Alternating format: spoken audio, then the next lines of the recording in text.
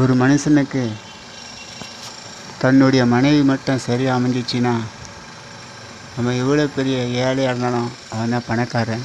அதே ஒரு மனுஷனுக்கு ஒரு மனைவி சரியாக அமையலைனா அவன் எவ்வளோ பெரிய கோடீஸ்வரன் இருந்தாலும் அவன் தான் பிச்சைக்காரன்.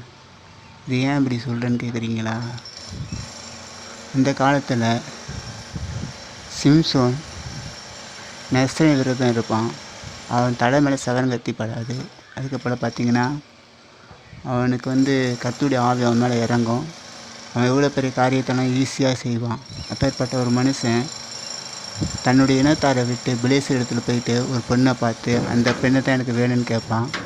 அந்த பொண்ணே கல்யாணம் பண்ணிப்பான். அப்படி கல்யாணம் பண்ண பொழுது அவன் அநேக துன்பத்தின் மத்தியில் கடந்து போகிறான்.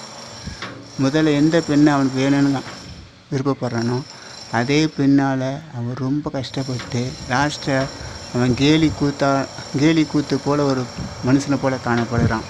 நியாயாதிபதிகள் புத்தகம் 11 அதிகாரத்தில் நீங்கள் வாசித்து பார்த்தீங்கன்னா தெரியும். அதான் ஒரு வசனம் சொல்லுது, விசுவாசி அவிவிசுவாசத்தோடு பிணைக்கலாகாது. நீங்கள் விசுவாசியாக இருக்கும்போது ஒரு அவிவிசுவாசத்தோடு நீங்கள் பிணைச்சிட்டிங்கன்னா உங்கள் வாழ்க்கை துன்பத்தின் மத்தியிலும் வேதனை மத்தியிலாம் கடந்து போகும். உங்களை படைத்த கடவுளை கூட தூரம் நின்று தான் பார்க்க முடியும். கிட்ட உதவி செய்யறது ரொம்ப கடினமாக இருக்கும். நீங்கள் சிம்சோன் அதிகாரத்தை வாசித்து பாருங்கள், உங்களுக்கே தெரியும்.